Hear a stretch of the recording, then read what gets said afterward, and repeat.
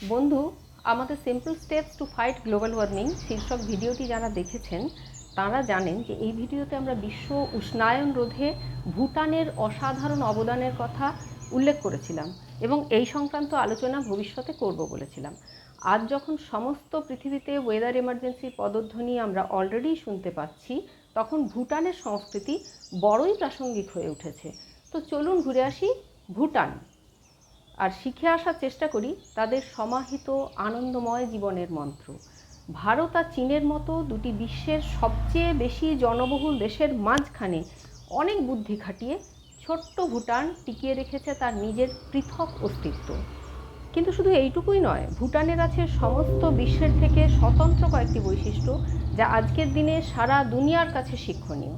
সেই অসাধারণ বিষয়গুলির বিবরণ জানার সাথে সাথে চলুন ভুটান ঘুরে আসি আজ, এখনই। শৈলকন্যা ভুটান, রূপসী এবং অবশ্যই ঐতিহ্যময়ী। নিয়ে আসি তার কাছে বিশ্বের জলবায়ু সুরক্ষার পাঠ, সততার পাঠ, বিশ্বাসের আর মূল্যবোধের এবং প্রকৃত সুখী জীবনের পাঠ। আজকের দিনে সমস্ত বিশ্বেই এসব বিরল। প্রথমে ভুটানের ইতিহাসের একটু ছোট্ট ঝলক দেখে নেওয়া যাক। ভুটানের ইউনিক কালচারকে বোঝার জন্য এটুকু জরুরি। শতাব্দীর পর শতাব্দী ধরে পাহাড়ে ঘেরা ভুটান বহির্বিশ্বের কাছে ছিল রহস্যে ঢাকা। এমনকি ভুটানের কোনো নির্দিষ্ট নামও কেউ জানতো না, তাই নানা নামে ডাকা হতো এই শৈলরানীকে, যেমন গোপন পবিত্র দেশ, ঔষধীয় ভেষজ উপত্যকা বা ভগবানের পদ্মবাগিচা ইত্যাদি। তবে ভুটানিরা তাদের দেশকে একটি সম্পূর্ণ অন্য নামে ডাকত, যে নাম এখনও তারা ব্যবহার করে, সেটি হলো ড্রুকিউল, অর্থাৎ বজ্র ড্রাগনের রাজ্য। এই দেশকে প্রথম সংঘবদ্ধ করে গড়ে তোলেন তিব্বতীয় বৌদ্ধগুরু পদ্মসম্ভব, যিনি রিম্পোচে নামেও পরিচিত। কথিত আছে যে বাঘের পিঠে চড়ে তিনি তিব্বত থেকে ভুটানে এসে অনেকগুলি জং বা দুর্গও স্থাপন করেন, যার মধ্যে খুব বিখ্যাত হলো সিমতোখা জং, যা রাজধানী থিম্পুতে অবস্থিত।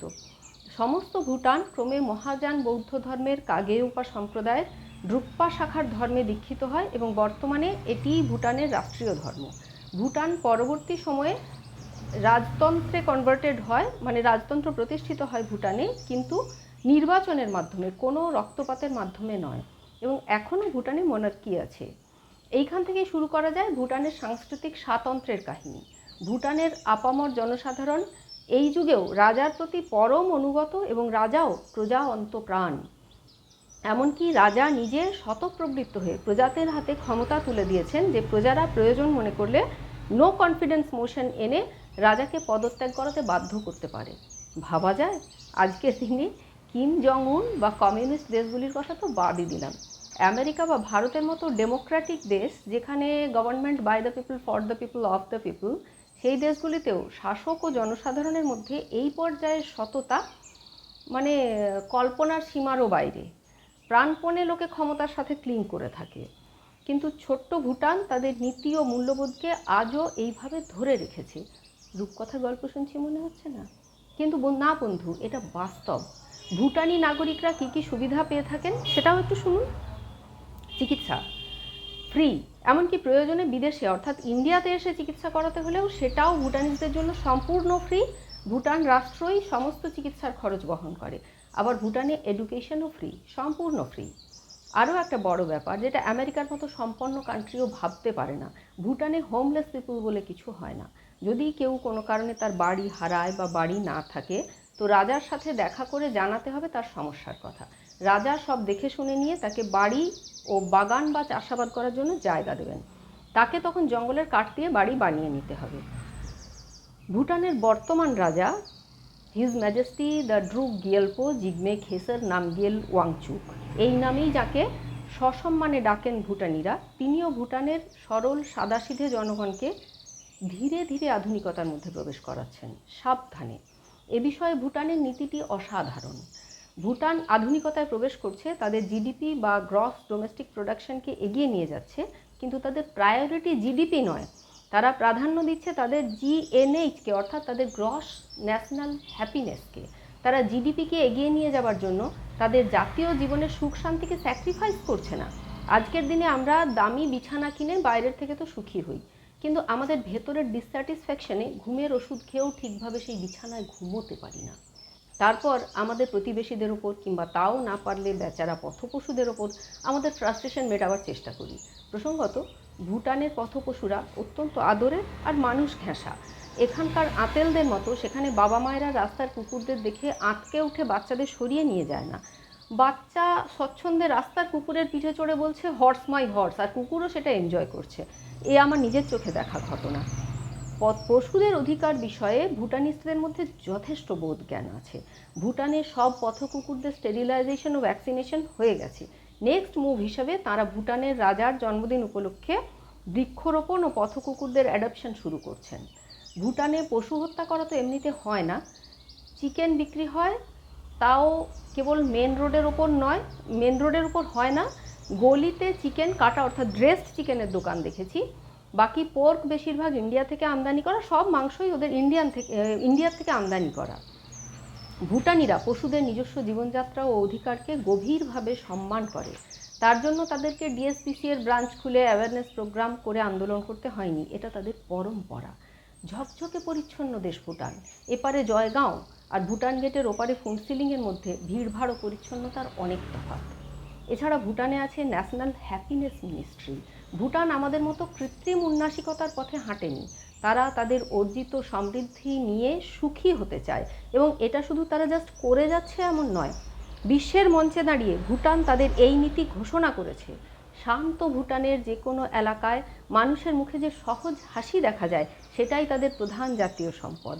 হাসি বজায় রাখার জন্য তাদের সমৃদ্ধির লোভে বেতো হাসি হাসাটা ভুটানের জাতীয় নীতি নয়। ভুটান বিশ্বের একমাত্র কার্বন নেগেটিভ দেশ। ভুটানের রাজ সরকারের প্রতিনিধি বিশ্ব জলবায়ু সম্মেলনের মঞ্চে দাঁড়িয়ে ঘোষণা করেছেন যে ভুটান তার আধুনিকায়নের প্রোগ্রাম বজায় রেখেও সর্বদা কার্বন নিউট্রালিটি মেনটেন করবে। আমাদের ভিডিও যারা নিয়মিত দেখেন তারা কার্বন নিউট্রালিটির ধারণার সাথে এমনিতেই পরিচিত। অন্যদের জন্য ছোট্ট করে ব্যাখ্যা করি। কার্বন নিউট্রালিটি হচ্ছে বাতাসে নির্গত কার্বনের পরিমাণ আর বাতাস থেকে শোষিত কার্বনের পরিমাণ সমান সমান রাখার প্রক্রিয়া। এই কার্বন নিউট্রালিটি মেনটেন করে ছোট্ট ভুটান বিশ্বের উষ্ণায়ন নিয়ন্ত্রণে নিজের যোগদান রাখছে। যেখানে বিশ্বের বৃহৎ বৃহৎ দেশ কার্বন এমিশনের ধামাকাকে নিয়ন্ত্রণ করতে ব্যর্থ হচ্ছে, গ্লোবাল ওয়ার্মিংয়ে জেরবার হচ্ছে ও জেরবার করছে, আর তার ফলে মানুষের সভ্যতা ধ্বংসের মুখে দ্রুত অগ্রসর হয়ে চলেছে। সেখানে কিন্তু ভুটান তার সামান্য শক্তি নিয়ে এই ডিস্ট্রাকটিভ প্রক্রিয়ার বিরুদ্ধে বীরের মতো লড়াই করছে। ভুটান সম্পূর্ণ অর্গ্যানিক কৃষিকাজ করে। কেমিক্যাল পেস্টিসাইড ব্যবহার করা শাস্তিযোগ্য অপরাধ। ভুটান সরকার ইলেকট্রিক কারের ওপর সরকারি ভর্তুকি দেয় পরিবেশকে নির্মল রাখার জন্য। তামাক প্রহিবিটেড এখানে, প্লাস্টিকও প্রহিবিটেড। ভুটানে ইকোলজি ইজ এভরিথিং। দেশের সংবিধানে উল্লেখ করা হয়েছে যে দেশের 60% এলাকা সবসময় জঙ্গলে ঢাকা থাকতে হবে, এবং সংবিধান দেশের সমস্ত নাগরিককে সেইভাবেই এনভায়রনমেন্ট বা পরিবেশের প্রতি একটা রেসপেক্ট, একটা রেভারেন্স ও রেসপন্সিবিলিটি রাখতে শিখিয়েছে। পাহাড় ও জঙ্গলের দেশ ভুটান। এই সব পাহাড়ের বেশ কিছু চূড়ায় ও এলাকায় মানুষের এক্সপ্লোর করাও বারণ। এই কারণেই ভুটানের জঙ্গল 7 million tonnes of carbon dioxide শোষণ করে পরিবেশকে রাখে প্রিস্টিন। ভুটানকে বানায় কার্বন নেগেটিভ কান্ট্রি। এই কারণেই ভুটান আজও বিপুল পরিমাণ বায়োডাইভার্সিটির আকর। অনেক বিলুপ্ত প্রায় বা ক্রিটিক্যালি এন্ডেঞ্জার্ড প্রাণীর বাসগৃহ ভুটানের এই সব জঙ্গলে মোড়া পাহাড় ও উপত্যকা। ভুটানের প্রধানমন্ত্রী সেরিং টোবগে তাই বিশ্বমঞ্চে দাঁড়িয়ে সগর্বে ঘোষণা করেন, ভুটান 5600 ভ্যাসকুলার প্ল্যান্ট স্পিসিসের কাস্টোডিয়ান। তার মধ্যে 500রও বেশি প্রজাতির অর্কিড আছে, 50-এরও বেশি ভ্যারাইটির রোডোডেন্ড্রন আছে। এছাড়াও আমাদের আছে 350 প্রজাতির মাশরুম, 600রও বেশি প্রজাতির ভেষজ উদ্ভিদ এবং অসংখ্য প্রজাতির বনজ ঔষধি এবং বন্য ফুল। ভুটানের ট্র্যাডিশনাল চিকিৎসা পদ্ধতিতে আজও ব্যবহৃত হয় 200রও বেশি প্রজাতির বনৌষধি। আমাদের ছোট্ট ভুটানের জঙ্গলে আছে 200রও বেশি প্রজাতির স্তন্যপায়ী জীব, যার মধ্যে 50টি হলো এন্ডেঞ্জার্ড স্পিসিস। উদাহরণস্বরূপ রয়্যাল বেঙ্গল টাইগার ও রেড পান্ডার নাম উল্লেখ করা যায়। তুলনামূলকভাবে সমস্ত ইউরোপে আছে 219টি স্তন্যপায়ী প্রজাতি। 770টি প্রজাতির পাখি আছে একা ভুটানেই, যার মধ্যে 18টি প্রজাতি এন্ডেঞ্জার্ড বা ক্রিটিক্যালি এন্ডেঞ্জার্ড। সেখানে সমস্ত ইউরোপ মিলে আছে 700 প্রজাতির পাখি। সবচেয়ে উল্লেখযোগ্য হলো 900 প্রজাতির প্রজাপতি আছে ভুটানে, যেখানে সমস্ত ইউরোপ মিলে আছে 482 প্রজাতির প্রজাপতি। আর এই বায়োডাইভার্সিটিকে প্রিজার্ভ করবার জন্য ভুটান আইনত এই ছোট্ট দেশের 50%-এরও বেশি এলাকা ন্যাশনাল পার্ক বা রিজার্ভ ফরেস্ট হিসেবে চিহ্নিত করেছে। এছাড়াও নিজের প্রিস্টিন নেচারকে মেনটেন করার জন্য ভুটান তার পার্বত্যবতী নদীগুলি থেকে কেবল ক্লিন এনার্জি প্রডিউস করে, অর্থাৎ জলবিদ্যুৎ উৎপাদন করে প্রচুর পরিমাণে, এবং এই অতিরিক্ত জলবিদ্যুৎ তারা ভারতকে বিক্রি করে আর্থিক লাভও করে। ভুটান নিজের আর্থিক সমৃদ্ধির জন্য জোর দেয় ট্যুরিজমের ওপরে, কিন্তু সেখানেও ভুটান তার ইউনিকনেস বা ইকোলজি ফার্স্ট নীতির সাথে আপোষ করেনি। ভুটানের অ্যাডভেঞ্চার ট্যুরিজম, তার অর্গ্যানিক ফুড, তার প্রিস্টিন নেচার সব কিছুর জন্যই তারা ট্যুরিস্টদের কাছ থেকে মোটা মূল্য আদায় করে থাকেন, এবং এইভাবে ট্যুরিস্টের সংখ্যা রেস্ট্রিক্টেড রেখেও এবং যথেষ্ট অর্থ আমদানি করেও ভুটান তার পরিবেশকে সংরক্ষিত রাখে। সামাজিক মূল্যবোধে আজকের দুনিয়ায় ভুটানকে চ্যাম্পিয়ন বললেও ভুল বলা হবে না।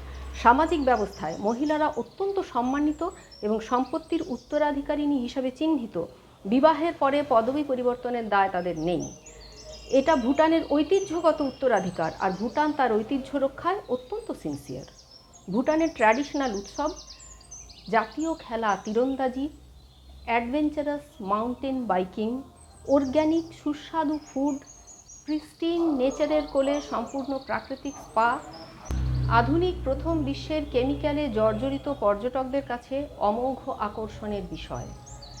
অর্থাৎ অসম্ভব বুদ্ধিমত্তা ও দক্ষতার সাথে ভুটান তার সফট স্কিলকে সেল করছে, এবং বর্তমানে ভুটানের পার ক্যাপিটা ইনকাম $3,144, বা অন্যভাবে বললে $12,070 PPP। নেপাল এবং বাংলাদেশের থেকে অনেক বেশি। এমনকি 2023 সালের হিসাব অনুযায়ী ইন্ডিয়ার পার ক্যাপিটা ইনকাম হয় $10,176 PPP। উপরন্তু ভুটানের আছে শান্তিপূর্ণ পরিবেশ আর আকর্ষণীয় ইউনিক আর্কিটেকচার। ভুটানিজ পাবলিক তাদের ঘরকে নানাভাবে ডেকোরেট করতে ভালোবাসে, আর বিশেষ আর্কিটেকচারাল ডিজাইনেই এগুলো বানানো হয়। দোতলা ঘর হয়, নিচের তলায় গৃহপালিত পশু ও পোষ্যদের থাকার ব্যবস্থা, দোতলায় বাসগৃহ, ছাদের ওপরে খড় রাখার ব্যবস্থা। সব বাড়িগুলিরই বেসিক ডিজাইন এই রকম। সরল অথচ স্বাস্থ্যবান, নিশ্চিন্ত এবং সুখী, প্রকৃতির প্রতি নিবেদিত অথচ ক্রমেই সমৃদ্ধির পথে দৃঢ় পদক্ষেপে অগ্রসর হওয়া ভুটান তাই বাকি বিশ্বের কাছে একটা দৃষ্টান্ত। আজকের ম্যানমেড পলিউশনের জমানার গালে একটা সবল থাপ্পড় বললেও ভুল বলা হবে না। তাই বিশ্ব উষ্ণায়ন সংক্রান্ত আলোচনার মঞ্চে উষ্ণায়নের বিরুদ্ধে সংঘবদ্ধ সক্রিয়তার আহ্বান ও সমস্ত বিশ্বকে এক প্রকার তিরস্কারের ভাষণ শুনতে পাই। সংক্ষেপে বলা যায়, গ্লোবাল ওয়ার্মিংয়ের প্রভাবে অতি দ্রুত গলে যাচ্ছে আমাদের বিপুল হিমবাহগুলি। কিন্তু কি হবে এর ফলে?